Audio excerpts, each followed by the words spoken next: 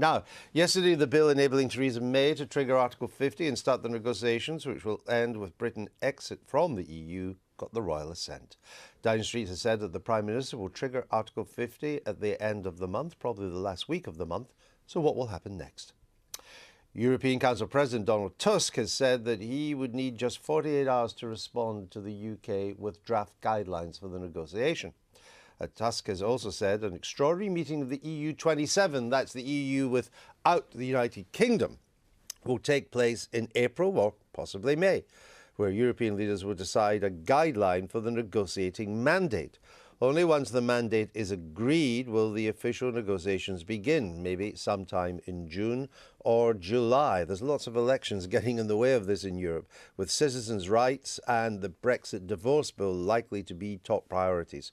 Both sides need to reach an agreement by October 2018. You heard George Robertson, Angus Robertson, I should say that, leaving enough time for the UK and European parliaments to sign off on the terms of the deal. Though, of course, European talks often go way beyond their deadline. If there's no agreement, there is then a chance that the UK could, to use the vernacular, crash out of the EU on world trade terms.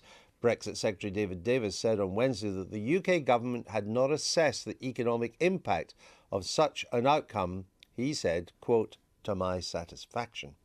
Donald Tusk addressed the issue when he addressed the European Parliament on Wednesday. I want to be clear that a no-deal scenario would be bad for everyone, but above all for the UK, because it would leave a number of issues unresolved. We will not be intimidated by threats, and I can assure you they simply will not work. Our goal is to have a smooth divorce and a good framework for the future. And it is good to know that Prime Minister Theresa May shares this view. Are you surprised, or does it matter that the government, given that it said this could be an option, that no deal would be better than a bad deal, has not sort of game planned what no deal would mean? Yes, I mean, considering that we've done it, I can't see why they haven't done it. Have you done it? What way have you done it? Well, you talked about WTO terms. I mean, the big issue here is about trade.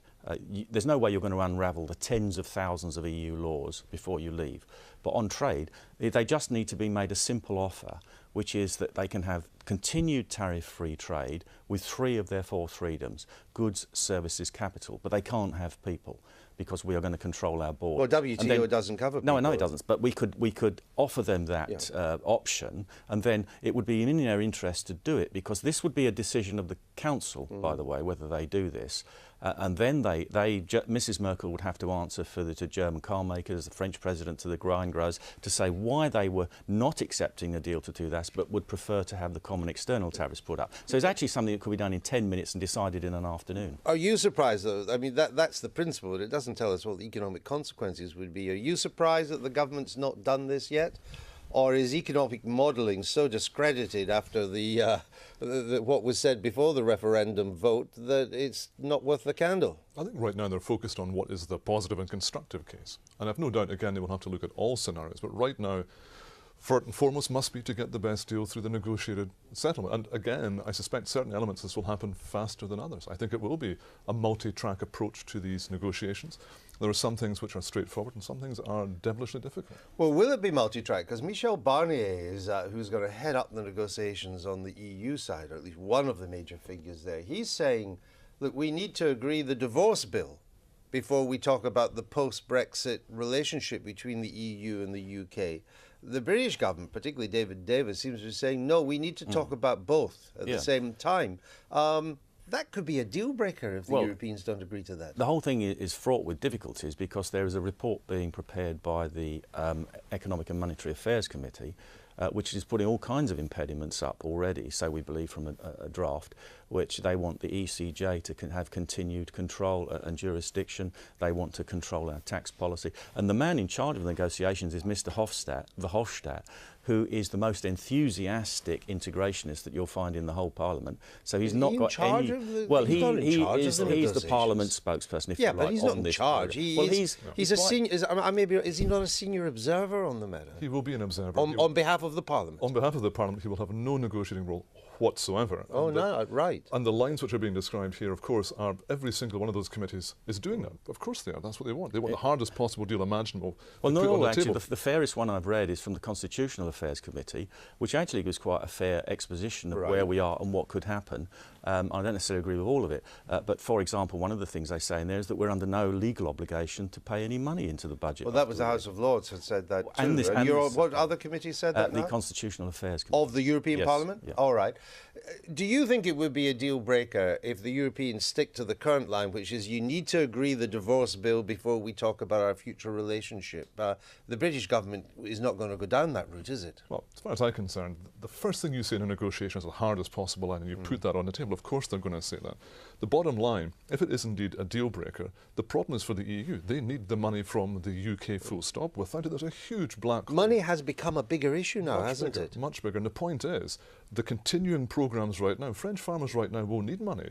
Where's it going to come from if it's not going to come from the UK during that period? The last thing they need is the UK walking away from the table, because if that happens, French farmers are going to be an awful lot. Let me ask you just very briefly. Do you buy this rather sanguine approach that we will have, in effect, the shape of the deal by the autumn of 2018? I mean, in all the summits I've covered in European negotiations, they always go down to the wire. I think we've already got it in a way, because Mrs May is not going to repeal a single EU law. She's not going to amend a single EU law before we leave. And she's then going to incorporate the entire body of EU law into British law. So what changes? So you think it can be done by the autumn? Well, I think you could end up with a deal which I wouldn't support, because we wouldn't have actually really I'm just talking about the timetable. Do you think it can all be done? They certainly can't renegotiate every EU law by then. It's impossible. Do you think it can be done by then, to give time for the European Parliament, the Scottish Parliament, the British Parliament, everybody else to have a say? I think we'll have time. The divorce, I believe, can be done within that period. Of course, the other element is the trade deal itself. Right. That part, indeed, could take longer, and I think there's no point for anything otherwise. But the bottom line is the divorce structure, settlement, and all of these elements can be mapped out in a 2-year period. In many ways, the trade is the easiest thing, as I've just described. Very well.